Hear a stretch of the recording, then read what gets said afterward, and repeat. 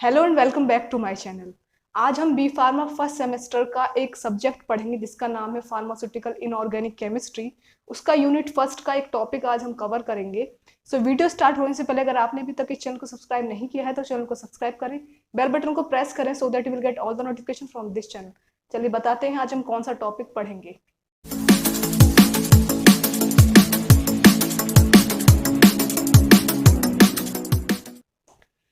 Pharmaceutical inorganic chemistry unit first का आज हम टॉपिक कवर करेंगे जिसका नाम है हिस्ट्री ऑफ फार्माकोपिया।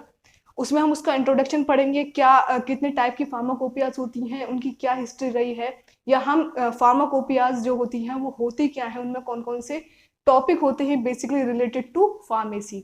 तो नंबर फर्स्ट है introduction. Pharmacopoeia word derive from Greek word pharmakon जिसका मतलब है ड्रग एंड पोइया जिसका मतलब है टू मेक। अगर हम फार्माकोपिया वर्ड को डिवाइड करें तो दो वर्ड में डिवाइड होता है। नंबर फर्स्ट है फार्माकॉन PHARMAKON जिसका मतलब होता है ड्रग, और पोइया इसका मतलब होता है मेक। तो इसका मतलब हुआ फार्माकोपिया का मतलब ड्रग मेक करना, ड्रग बनाना।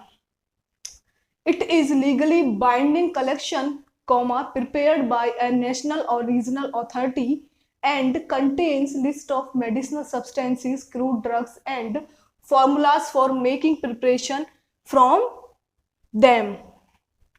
तो ये क्या है, एक लीगल बाइंडिंग कलेक्शन है, एक लीगल एक साथ इकट्ठा हुआ बाइंड किया हुआ कलेक्शन है। प्रिपेयर जो कि प्रिपेयर किया जाता है या तो नेशनल या फिर रीजनल अथॉरिटीज द्वारा। और क्या कंटेन करता है, लिस्ट ऑफ मेडिसिनल सब्सटेंसेस, जितने भी मेडिसिनल सब्सटेंसेस हैं उनकी लिस्ट कंटेन करता है। क्रूड ड्रग्स जो होती हैं, क्रूड ड्रग्स उनकी लिस्ट कंटेन करता है, उनके फॉर्मूलाज कंटेन करता है, और फॉर्मूलाज जो कि यूज होते हैं प्रिपरेशन करने में उनकी, तो ये सब चीजें कंटेन करता है। ऐसे ही इसके अलावा एक फार्माकोपिया क्या कंटेन करता है, इसको मैंने अलग एक लिस्ट में लिखा है। नंबर फर्स्ट है list of drugs and other, list of drug and other like medicinal substances में crude drugs and related substance, list of drugs and other related substances. Second है सोर्सेज, कहाँ से मिलते हैं, मतलब वो क्रूड ड्रग्स अगर हमको मिल रही हैं तो उनका सोर्स क्या है। नंबर थर्ड है डिस्क्रिप्शन, यानी कि दिखने में कैसी है, स्मेल कैसे करती है, हम कैसे फाइंड आउट कर पाएंगे कि ये ड्रग वही है जिसको हम देख रहे हैं, जिसका हमें यूज करना है। नंबर फोर टेस्ट, एक तो हम देखेंगे उसके कलर से, उसके अपीयरेंस से, और दूसरा हम देखेंगे टेस्ट करके, जो केमिकल टेस्ट है उनको देख पहचान करने के लिए, आइडेंटिफिकेशन के लिए, वो उनका यहाँ पे इस फार्माकोपिया में मेंशन होते हैं।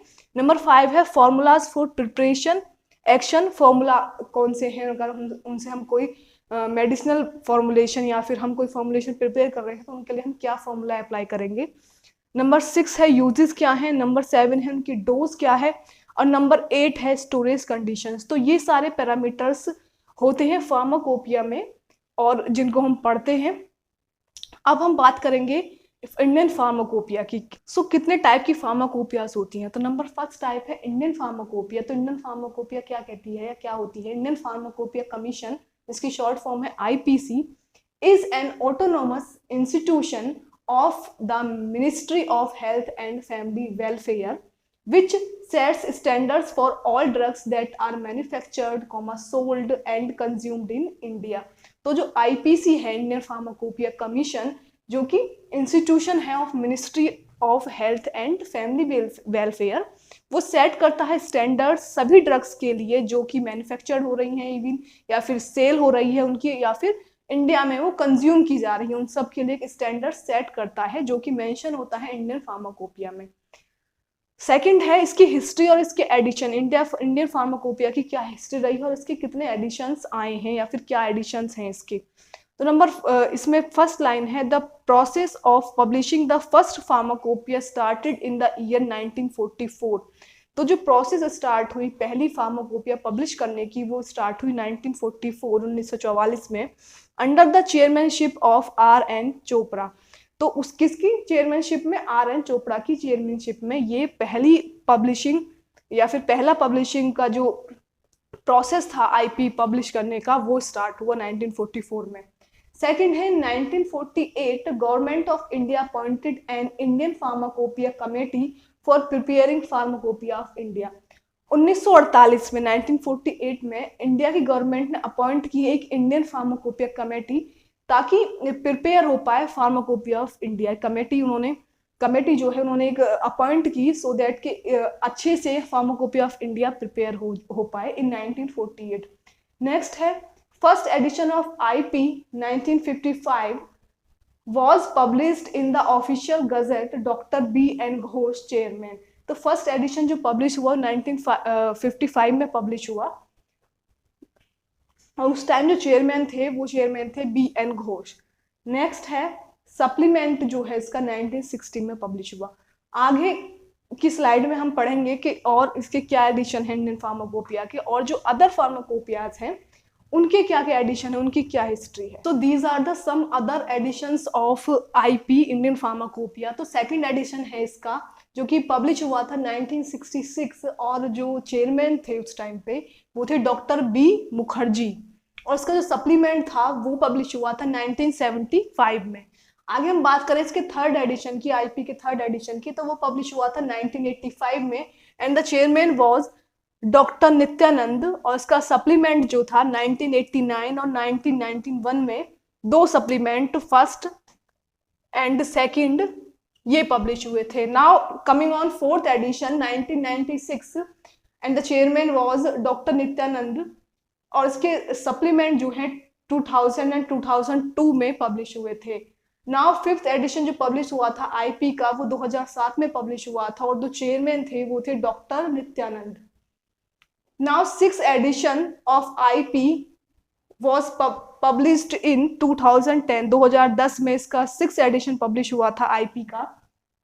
सेवेंथ एडिशन जो पब्लिश हुआ था वो हुआ था 2014 में, यानी कि 2014, और इसका सप्लीमेंट पब्लिश हुआ था 2015 में। So these all are the editions of IP.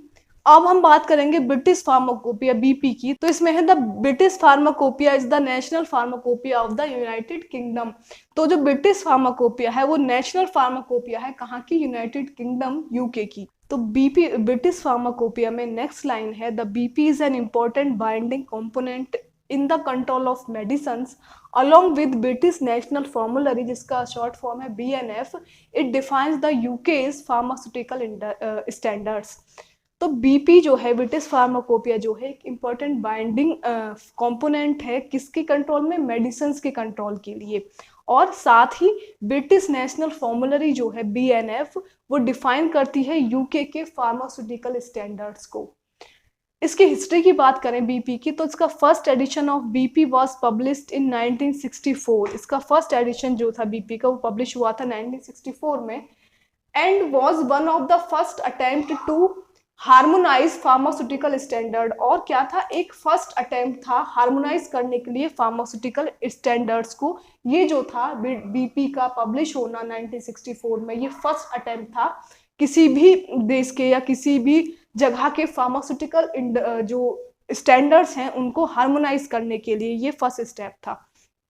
Next है इसमें a commission was first appointed by journal medicine council GMC under the medicine act 1858 for producing A BP on A national basis. उसके बाद 1958 में commission जो है, एक commission appoint हुआ था किसके द्वारा, जर्नल मेडिसिन काउंसिल जो कि GMC है, सो दैट के एक नेशनल बेसिस पे एक बीपी पब्लिश हो पाए। नेक्स्ट है 1907 में the BP was supplemented by the British Pharmaceutical Cortex, which gave an information on drugs and other pharmaceutical substances not included in the BP and provided standard for these। तो next 1907 में क्या हुआ था, BP was supplemented by British pharmaceutical. जो BP है वो supplement की गई थी किसके द्वारा, ब्रिटिश फार्मास्यूटिकल कॉर्टेक्स के द्वारा, जिन्होंने इंफॉर्मेशन दी थी ड्रग्स के ऊपर और जो अदर फार्मास्यूटिकल सब्सटेंसेस हैं उनके रिगार्डिंग, किसमें, बीपी में, और स्टैंडर्ड प्रोवाइड किए थे सभी फार्मास्यूटिकल जो सब्सटेंसेस हैं उनके रिगार्डिंग। यानी कि अगर हम कंपेयर करते हैं अपने टेस्ट सॉल्यूशन को तो there must be a standard जिससे हम कंपेरिजन कर पाएं। अब इसके एडिशन की हम बात करें, the current edition of BP comprises 6 volume which contain nearly 3000 monograph for drug substances excipients formulated preparation. जो करंट एडिशन है ये कंटेन करता है 6 वॉल्यूम, इसके जो ब्रिटिश फार्माकोपिया के 6 वॉल्यूम कंटेन करता है, उसमें नियर अबाउट 3000 मोनोग्राम है। मोनोग्राम इज बेसिकली एक, आप कह सकते हैं कोई भी चीजें लिखना किसी भी पर्टिकुलर सब्सटेंस के बारे में, उसकी टेस्ट को लेकर, उसके अपीयरेंस को लेकर, उन सब चीजों को हम मोनोग्राफ कहते हैं, जो कंटेन करता है किसी एक सब्सटेंस का कंप्लीट नॉलेज या कंप्लीट स्टैंडर्ड कंटेन करता है, उसको हम मोनोग्राफ कहते हैं।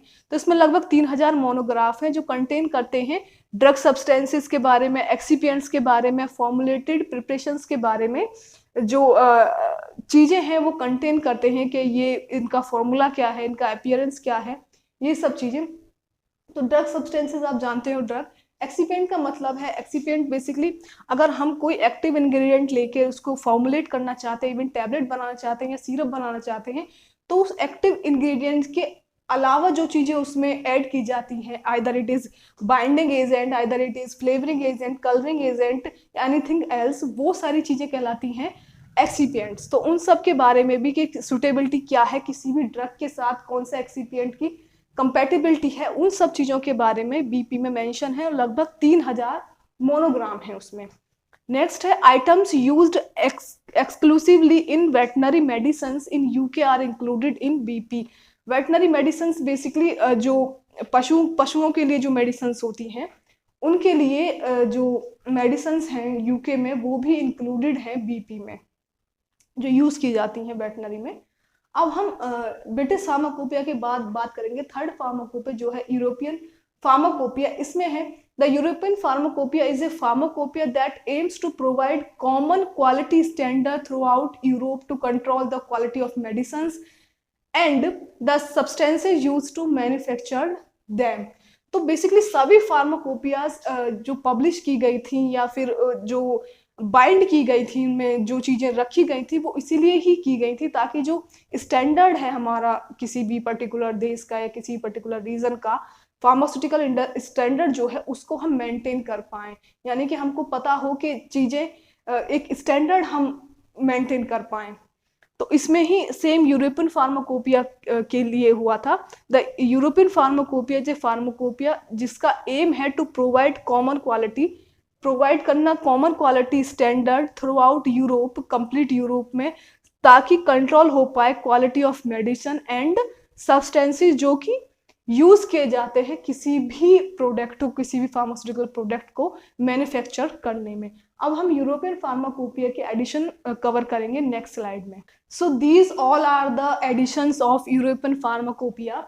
तो इसके एडिशन है नंबर फर्स्ट, जो एडिशन है नंबर फर्स्ट जो पब्लिश हुई थी वो पब्लिश हुई थी 1967 में। सेकंड एडिशन इसका पब्लिश हुआ था 1980 में, third edition 1997, fourth edition publish हुआ था 2001 में, लेकिन वो वैलिड हुआ था फ्रॉम 1 जनवरी 2002 से।